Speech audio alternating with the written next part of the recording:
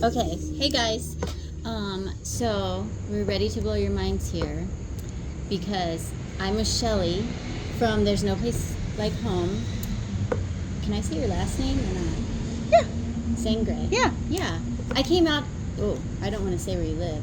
Can I say the state you live in? Sure. Is that okay? Yeah.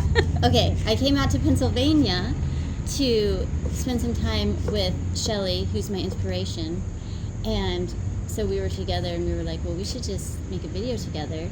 So here we are, and we're really embarrassed because we're at a park and there's like all these people walking by and they think we're weird. We've been trying for like 45 minutes to get this video started. The sun was like melting us, and People were loading bikes on a trailer, and oh yeah, that guy fell off and skinned his knee.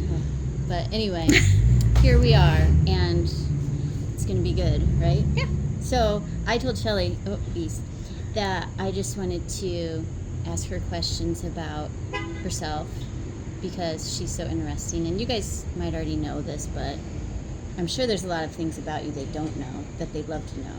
First of all, I want to know, well, she told me this earlier, but my husband was like, can you name all your kids in birth order with their names? And it was really impressive when she did it. So can you do that again? Brendan, Devin, Dylan, Ariana. Wait, start again. I'm going to do it on my hands. Okay. Brendan, Devin, Dylan, Ariana, Kaylin, London, Bailey, Luke, Ireland, Summer, and Kenzie. Okay, so you run out of fingers. And then the two grandkids. Ophi and Jensen. Yeah. So 13. Wow. So what was it like? Like, did you always know you were going to have that many kids? I used to always say that I was going to have 10 children, but I said it jokingly. Mm-hmm. Believe it or not, growing up, as a teenager, I always had a fear that I would not be able to have children. Aww. Like I don't know, it's just, a lot of people have that fear when they're younger.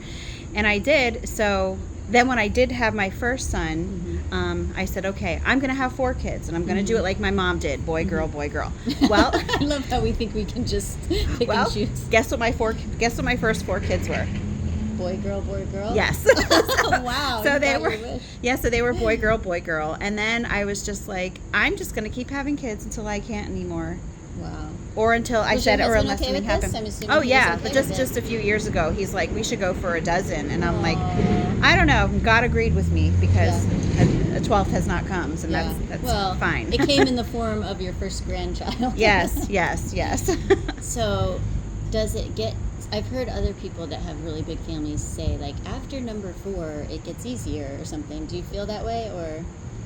Yeah, I think that going from 2 to 3 was the hardest. Okay. And then after that, I said, if you can handle 3, you can handle anything. Mm-hmm. So. Yeah. Well, I got to meet her kids, and they're so sweet, and they really do help each other. They were, like, all helping the little grandbabies. And it's weird to think, because some of your kids, like, they're not that old, but then I'm like, oh, that's the aunt. Yeah. She's the aunt or the uncle to the baby, so that's pretty cool. But yeah. And I have to add in that my children loved Kristen too. My daughter said to me last night after Kristen left, my daughter Ireland said, she's 15, and she said, Mom, Kristen is really chill. I think that she would be really fun to hang out with. We would definitely be friends if she were a teenager. So. And then I was like, my teenagers would not tell you that about me because when you're the mom, you're like, clean your room and do your homework. So, okay, that's another thing I wanted to ask you about was what made you, like, have you always homeschooled all of your kids? No, my oldest son, he graduated from public school. Graduated? He went all the way through public school. I homeschooled him for 9th and 10th grade because he was the one who started bugging me about homeschooling him. He wanted me to homeschool him, and then at that point I had 6 children, and I didn't know anyone else who was homeschooling or big families, and so some of your other kids were in school at this time too, right? Then so everyone except for like my first 6 spent at least some time in school, even if it was just like a month, because my 19-year-old daughter, she was in kindergarten for like a month or 2. Okay. And then, so your son was homeschooled, and that was just like a good experience, and then you decided... It was after, well, the reason that he was only homeschooled for ninth and 10th grade is because I burned out. I tried to replicate school at home, and I made it very unfun. Yeah. And I acted too much like to the point that I made my children raise their hands to ask to go to the bathroom. Like, I was just reveling in this teacherhood, and I just made it not fun for everyone. Yeah. And so I did send them back to school for 2 years, and then I noticed a change in their behavior. I missed having them around. I noticed it was actually more hectic when they were in school than when they were home. And I pulled them back out and never looked back. So now it's been 17 years. Wow. Total. That's, if you take out the gap, then it's 17 years combined. So some of the kids have never been to school. Yeah.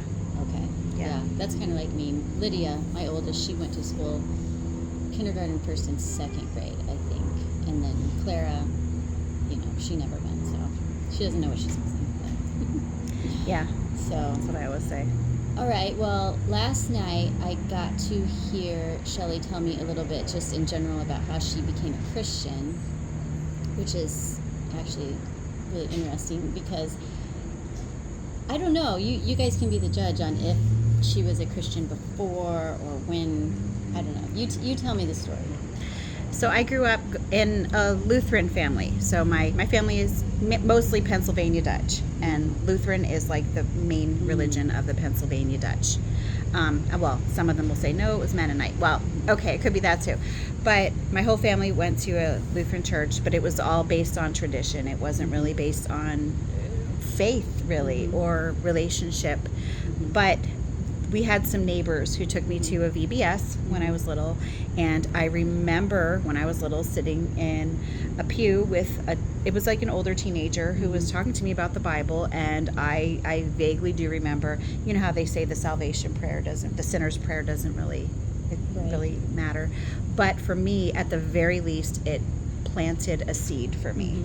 Because there was never a time in my life that I did not believe in God.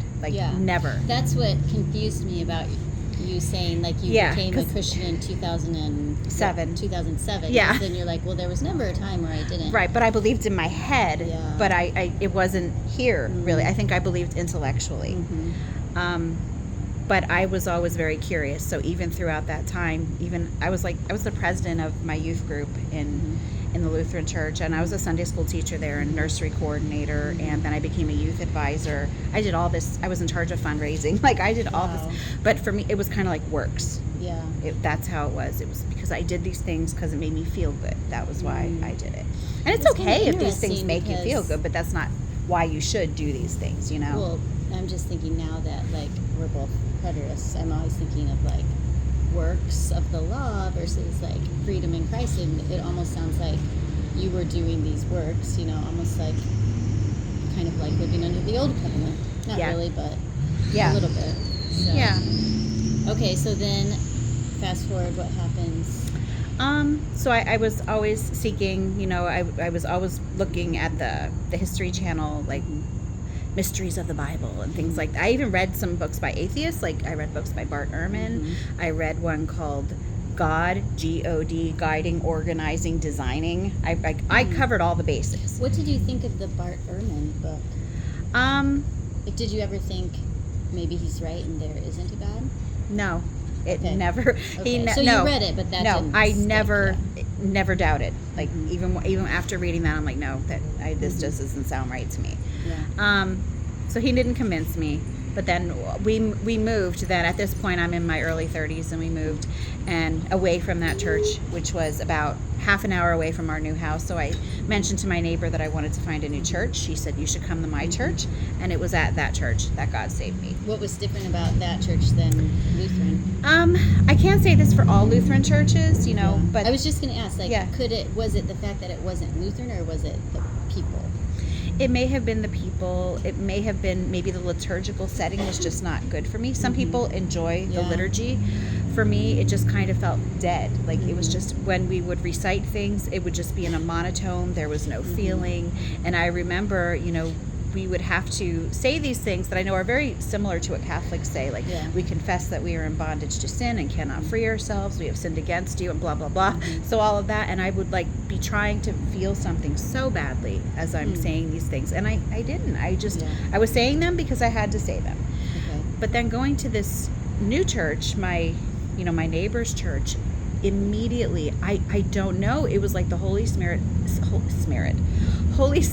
smacked me in the face, and it was just like I just felt the presence everywhere, and it was just the teachings came alive for me. I was understanding what the pastor was saying, and it was at that church that he just a lot of people call it an altar call, but he didn't call anyone to come up to the altar. He just he prayed at the end of one of the sermons, and I prayed along with him.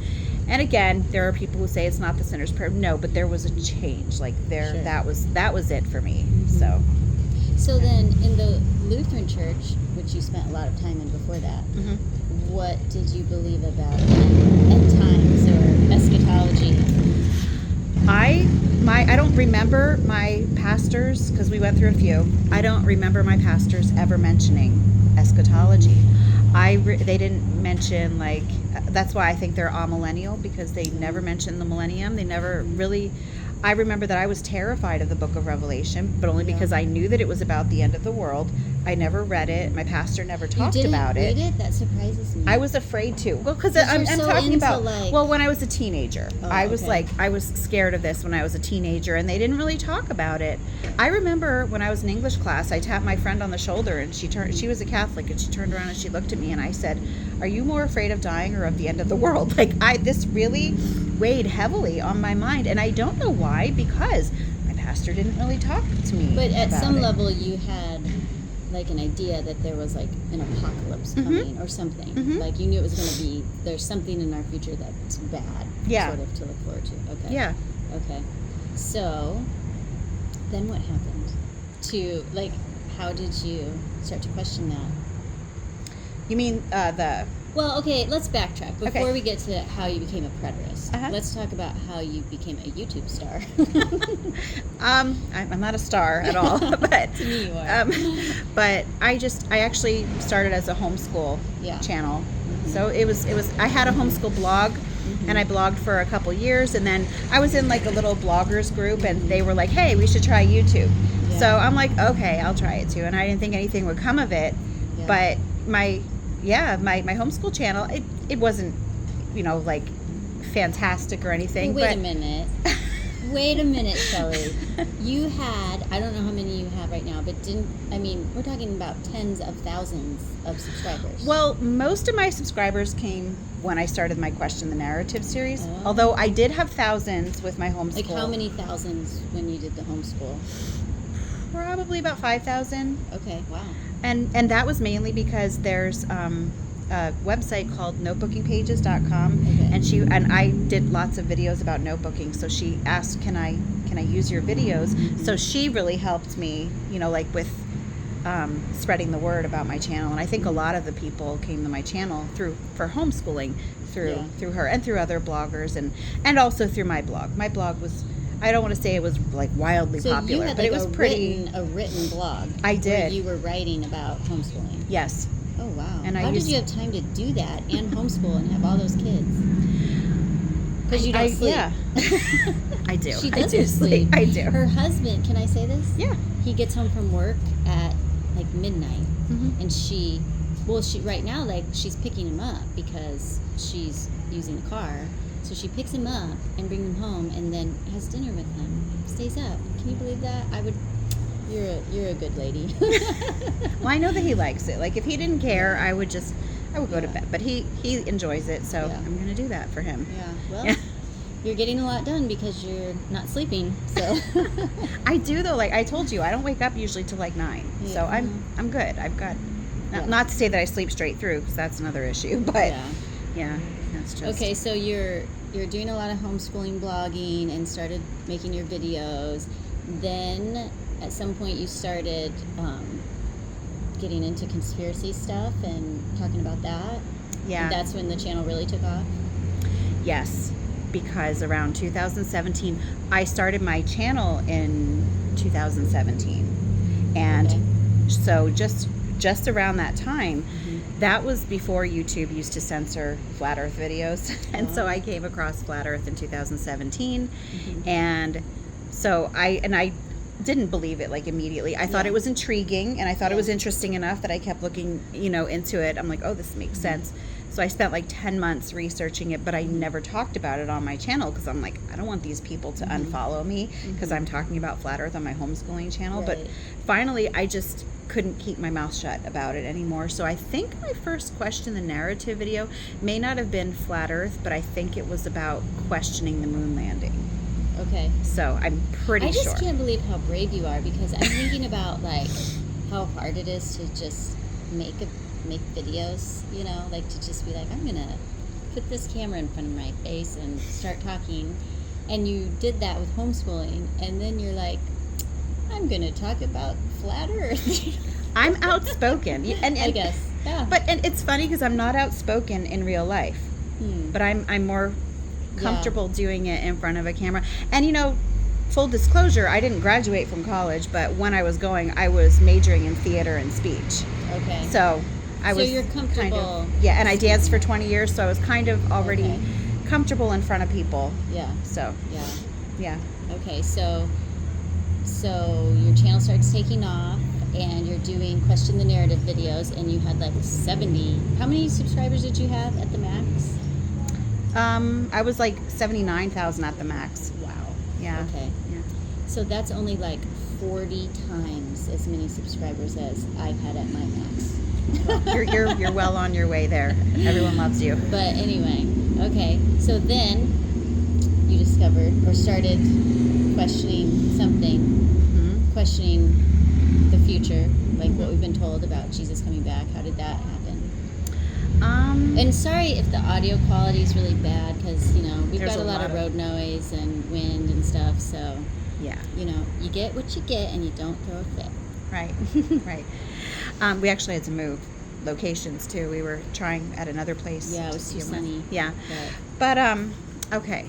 So for that, I was really in my conspiracy phase then. Like once I discovered flat earth, that was like it. And I like went down every rabbit hole you could possibly find. And I watched a video by a channel called Exploring Tartaria. And they had a video called The Timeline Deception. It was part 1, and then there was also part 2. And so part 1 was mainly about how all prophecy was fulfilled up to like Revelation 20, like verse 7 maybe, and that we were living in the little season that is mentioned in Revelation 20. I think the first time it says it is like 20 verse 3. I could be wrong saying this out of my memory. Right. But and then that was when, and it kind of clicked for me, because I had always, when reading the Bible, I was always thinking, I don't understand, why does Jesus say this generation? And here we are 2,000 years later. Why is there this discrepancy? How can we explain this? So for me, that answered some of those questions, because in that eschatological view, they do believe that Jesus meant this generation. When he was talking about the Olivet Discourse was his generation. So that it made sense, a lot of sense to me. And then it gave me an outlet for my conspiratorial thinking. So yeah, and so I was able to kind of try to then filter everything. I'm like, oh, look, that's more evidence that we're in the little season. Look at that, it's more evidence that we're in it. And that's what I did. I just put everything into the little season. Did you ever ask your pastor or anyone what they thought, or were you just kind of going down all these rabbit trails on your own? I asked my pastor questions, not about the little season. I asked him some questions, about like this generation, and I asked him some questions about, I didn't understand why Isaiah 65, so many people use that to describe the millennium when it says, behold, I create a new heavens and earth, which is not the millennium. So I did ask him that, but I never specifically asked him about the little season. Why? Fear. Because you knew that it would be he wouldn't agree with that. or would not agree, and a lot of people, they get kicked out of their churches for asking questions like that. yeah, right, So- right. Maybe not asking the questions, although I think then it puts you on the road of you're going to go that way. Mhm. But then if it comes to the point where you will admittedly say, okay, this is what I believe in, then that's, a lot of churches will say, nope, that's it. So then, what brought you all the way over the edge? So it still didn't make sense to me, especially all the timing statements in Revelation 22 at the end, where Jesus says, "Behold, I am coming soon," and he says that he is going to bring the rewards or repay. I don't remember like specifically, but I'm thinking, well, that's judgment. But if we're still looking for a future judgment, but Jesus said there, "I am coming soon." How come I am coming soon when it is in Olivet Discourse? Well, not soon, but this generation. Why does that matter? But Revelation 22 does not matter when he says, "I am coming soon." So, and then there were some people who were just commenting, saying to me, "You're almost there. It's all fulfilled, but you're almost there." And they were very patient with me. And I wish I could remember who it was. I don't remember the commenters who did. And then someone emailed me, and they just gave me this. It was a pastor. Yeah, Okay. it was a pastor, and he said to me that I should read the Bible as if it were a work of fiction. And he said, if you were, not that it is, Right, okay. but he's saying if you were reading a fiction book and you had a character saying to the people in his audience, "I tell you the truth, this generation," or not, "I tell you the truth, this generation shall not Right. pass away until all these things take place," who would you think that character was Right. talking to? You know what that reminds me of? When people say that, I take the Bible literally, they use the word literally. Someone said, I don't know where I heard this, that literal means like literature. Yes. And so when we read, exactly like you're saying, when we read literature, we interpret it based on the type of literature it is. And the Bible, of course, has many different types. There's, historical narrative, and then there's poetry in the book of Psalms. And so, we're interpreting it based on the type that it is. And that is how you take it literally. You don't read the Psalms, right, and take every single thing and think, we understand that some of that is symbolic. Right. But then other portions of it we understand aren't, based on the type of literature it is. So anyway, that's kind of what you're saying, he said, which is really kind of amazing that a pastor told you that. Yeah. Wow. Yeah. So he was a full preterist? I believe he was, because that was right before I really started looking into it. So that was I've been a full preterist for about a year and a half now. Okay. And so it was right before that, but he actually just recently emailed me again. Really? And he said, "Hey, I see that you have come really far." So that was really neat. Ooh, That you're going to have to tell me who this is after we're done. Yeah. So, okay, what's been the consequences of this for you?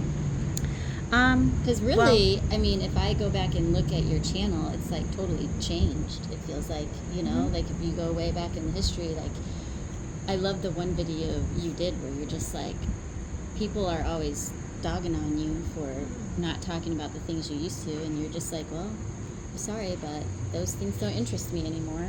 Yeah. So, is that really what happened? You just... Yeah. Because for me, I think that the reason that I was so interested in those other things is because I was searching for something. I knew that something was off. And now I found what was off. Yeah. And so I don't need to search anymore. That's honestly how I feel. And a lot of those topics still interest me, but it's not to the extent that it once was. Yeah, this is kind it's of not important to overshadowed. me anymore. Yeah. So is this like, what do you envision for the future of There's No Place Like Home? Do you think about that? Do you think about like long term, or? No, I Really? don't. I'm kind of like fly by the Day to seat day, of my yeah. pants. Yeah. I'm like, what is? Because I think that right now I'm just really trying to get the word out, because I think it is so important that we glorify God. He did everything that he said he would do when he said he would do it. And you've actually, can I point out that you've lost a lot of income because you had paid subscribers who were paying, and they liked the other stuff you were doing, and then when you switch over to this, a lot of people didn't like it, and so you're doing this in spite of the fact that it's really costing you a lot, you know? And you do have a lot of mouths to feed at home, so it's not like you don't need the money, but... Right. But, you know, truth is the truth, especially the truth of God's word is so much more important than any of that. Right. You know, so I said before that at my peak, I was at like over 79,000. And so a year later, I'm actually only at like 78,500. So I'm not even like growing anymore. I'm losing, which again is fully expected because there are a lot more people who want that conspiratorial type of content. You know, most people are like, I'm not interested in this. But what do you think it is? Because I'm like you, like for some reason this topic in particular just grabbed a hold of me, and I don't really... I was telling Shelley yesterday about my book club, and she's like, well, how do you have time to read the books or whatever? I'm like, I don't even don't tell them, but like I don't I hope care. they don't see this. That would be bad for a lot of reasons. No, not really. I hope they do. I don't care. But yeah, those books, like I used to love those books, and you know, I felt like, oh, this is an intellectual thing. We're reading all these books, and now I just kind of, it just all seems dumb to me and like a waste of time. So yeah, I understand what you're saying, but I don't... why do you think it is that like it grabbed us that way and it doesn't grab other people that way? I wonder the same thing, because I certainly don't want to be prideful about it and think, oh, well, God wanted to reveal this to me when he didn't to other people. But I think that he puts people in situations where, in positions where they can do his will. And so for me, I already had this platform.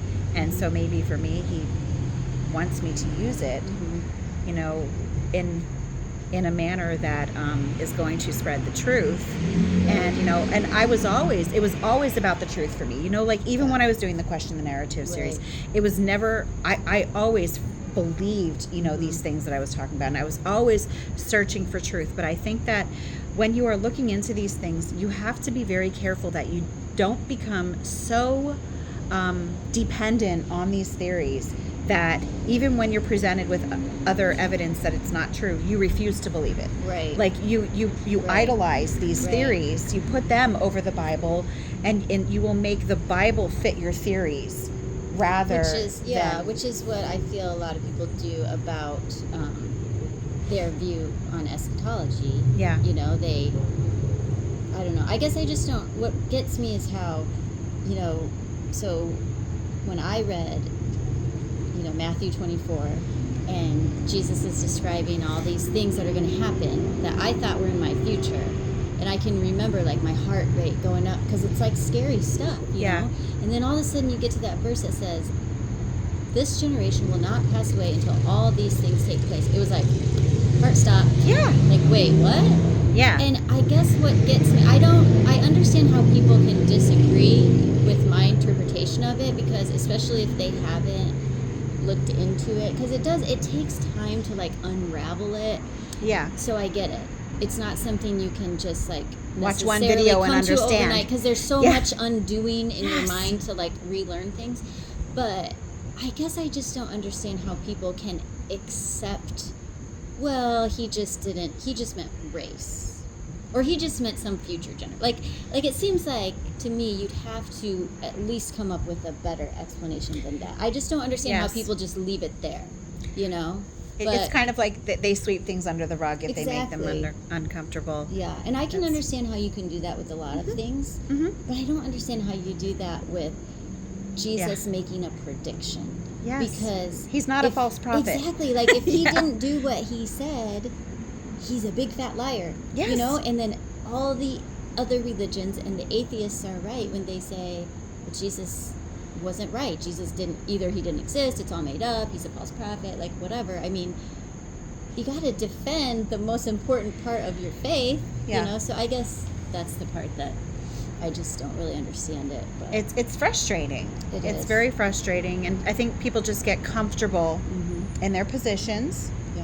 And I don't know, like. But everybody's different. I guess we have to have sympathy, because even I'm thinking about you and I, like we were talking about this before. We're very different, because I feel like I'm more like a surface level thinker, and Shelley is a lot like my husband, and they'll be able to take something and like parse it down to the tiniest little minutia and really like get, really go deep with it. And usually I just give up by then, but so I think that's what's really neat about you is like you're able to.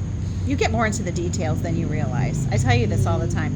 And Maybe. like you mentioned before, you are a big picture thinker. Big picture. And I am like the details oriented. So I think together, that's why a lot of times I go to Kristen with a lot of questions that I have, because I know that she is going to see something that I don't see, and she always does. So. Okay, you know what else we have to talk about? What? How tall are you? 5'1". I found somebody that I might maybe be taller than, except if the osteoporosis that I have has. I mean, we're probably about the same. You're a little bit taller than me. It's really nice. Yeah. It's nice to not, be dwarfed by someone. So, okay. The other thing is what we have in common, that we're both short and we're both females, and we get a lot of hate mail, haters saying that we're. Women shouldn't teach. Mm-hmm. So tell me how you feel about that. When people say that to me, there are a number of things that come to mind. The first thing is that I'm not in a church when I am making I'm on YouTube, and people can scroll past them. And so I haven't had someone place me in a position of authority, and I certainly haven't placed myself in a position of authority. I say all the time, that I am not an expert on this. I'm presenting this almost like a student who's presenting an oral report of what they've learned. Oh, that's a good way to put it. Yeah. And that's how I look at it. So anyone who does not want to watch my videos, they can scroll past. And if they think that, women shouldn't be teaching, and if they're a man, then they shouldn't be watching my videos anyway. Yeah. So, then I can talk to just women, Right. It's who you choose to watch on YouTube that's on you. Right. So I feel like I'm not teaching. I'm just chatting, just like having a conversation and coffee with a friend, right? Exactly. Yeah. It's like I feel like I'm processing it as I'm talking, and people then are responding back. And the thing about YouTube is, and I know you do this, we leave our comments up there. Mm-hmm. It's not like we're saying this is how it is, the end. People are welcome to like tell us how we're wrong, so we're not holding any authority over anyone and saying like this is how it is. We're just talking, and so I think that it's different because we're not saying you have to believe anything that we say. It's not like we're going to kick you out of our church if you don't, Right. Plus, here's the other thing I thought about. If you're at a church, because I also I don't know how I feel about women pastors now. Mm-hmm. Because I used to think that was wrong. Mm-hmm. And now, just because preterism has made me feel so much more free about a lot of things that I used to feel very legalistic about, I don't know, but it's kind of like you were saying about Lutheran, maybe it just was you and it was wasn't your style, but Mm-hmm. for other people they find, for me personally, I don't really want to go to a church where there's a female pastor. Right. It's not my thing. Yeah, I agree. I'm not going to say it's wrong. I don't know, but it's just not. It's not been what I'm used to. My tradition. It makes me a little uncomfortable. Right. I wouldn't either. But what about if a woman got up and gave her testimony at church? I feel totally comfortable with that. And what if she's up there giving her testimony, talking about what God's done in her life, and she shares some scripture with that, and how that impacted her and what that meant to her? It's we'd all be like, well, that's fine. Yeah. So sometimes the line is a little bit... And Paul even said that women can prophesy. Which is kind of crazy, Yeah. Yeah. So, everybody just calm down. We're chatting. But, there aren't many of us. Are there any other female preterists making videos that you know of? Well, Preterist Papers, the narrator is female. Oh, yeah. I don't know her name. Yeah. I've watched it. What is her name? Trisha Bailey. You want to come be in our video, babe? Come on. We should just turn the camera around. Yeah. That's my husband. Trisha Bailey. Okay. Patricia. Yeah, I love the Preterist Papers. Oh, I've downloaded so many. I know. I printed them out and I have them in a binder. If you guys haven't. That's what I want to do. I have a trapper keeper that I keep all my stuff in. Yeah, those are very helpful. Yeah. So. Yeah, they are. But other than that, I don't know of any other full preterist, at least not on YouTube or even authors, Mm-hmm. you know. And here's another fun fact. Like, I thought this was funny. Last night we were talking about making videos and like how it's kind of hard, like because you just can't talk about this with anyone. You know, you have to. If you know, it's a little bit like you could get in trouble. So, am I allowed to say about your son-in-law? Well, let's just say that like there's only certain times of day that Shelly can really make her videos, and then it's like she has a lot of kids and a lot of people living at home, so there's, you know, what if they're all walking through and running around, so it's, you know, it's just difficult. And then we both have like a stand, a ring light for our phones. Well, you can't just leave that out because then people come over. Which I do, and I'm always just thinking to myself, please don't ask me what that's for. What's that for? Oh, you have a YouTube channel. Oh, I'll check it out. Uh-oh. No, please don't.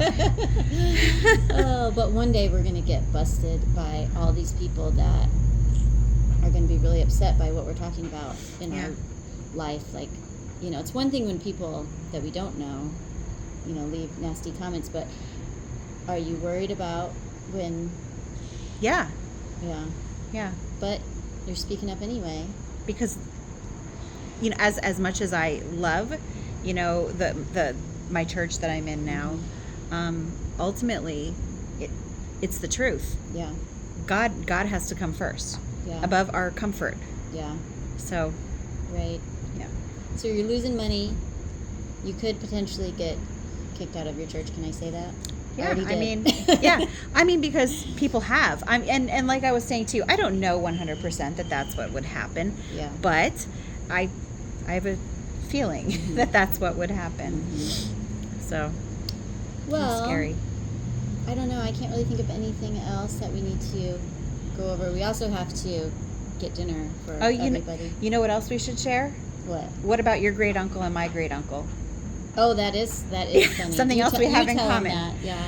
So we were talking about the moon landing and how, like, I was saying how ridiculous it was. And I said, and even though I had a great uncle who was a contractor for NASA, and then Kristen said, oh, I have a great uncle who helped to design the first astronaut helmet. Space helmet. Space helmet. And I was like, that's what my great uncle did. In fact, we were just when I was at my great uncle's funeral, which was like a few months ago, they had like a replica of the spacesuit. I can't remember if it was just the helmet. I feel like it was the helmet, but they had like the whole suit there at the funeral. Yeah, and so my mom, she always said it was the first space helmet, but my brother recently, he's 18 years older than I am, so he might remember more. He told me that it was actually the first space suit. So I'm not sure which it is, but here she is at the funeral, not sure if it's the space helmet or the suit. And it's like, but your great uncle was in California, right? And mine was in San Antonio when he was working for them. Yeah. At least I know that they moved back up to Pennsylvania after he retired, and that they were in San Antonio. No, is that where he was living when he was working for NASA? I'm not 100% sure, but I know that he was. My great uncle wrote a memoir of his life, so I need to get a copy of that and read it, and then I could find out exactly what he did. But that's a pretty crazy coincidence. Yeah. So, maybe back then everybody worked for NASA. I don't know. Yeah. How many people developed the space helmet? Lots of people. I mean, in all fairness, I Googled my great uncle's name, and the NASA and the space helmet, his name did not come up for anything. And I'm like, okay, but I don't know. I think there's a video of my great uncle in some kind of centrifuge, and they would like spin him around and around. Really? Yeah. See, we didn't have any of this physical evidence. We just have, oral history. Yeah. Well, anyway, I've had so much fun. Yes. It's been so awesome. We invited ourselves all the way out to Pennsylvania. My husband, he's like, hey, we're going out to visit Shelly. I mean, she's so nice, and she probably didn't know what she was getting into, but because it's kind of like they've scary. Been great. You don't know. It's like, oh, these internet people who I've never met are coming to my house. But we've been interacting for quite a while on true. Telegram. Yeah, so, we talk. So anyway, I appreciate her. Yeah, I'm so glad that they came to visit. It was awesome. So, two worlds collided here. Yes. Right? Yes. And if you don't know Shelly, you definitely need to check out her channel. There's no place like home, and you need to be a member and subscribe and support. And she puts out videos like 5 times a week or 6 or Three or four, I think. Well, routinely, instead of like Actually, I'm like it's been more. So yeah, you can like depend on her, which is not the case with me. So, but I was anyway. telling you, something has to give. So there's always, you can't have it all. So Yeah. you have to kind of figure out. Yeah. Yeah. But anyway, Okay. Well, bye. bye.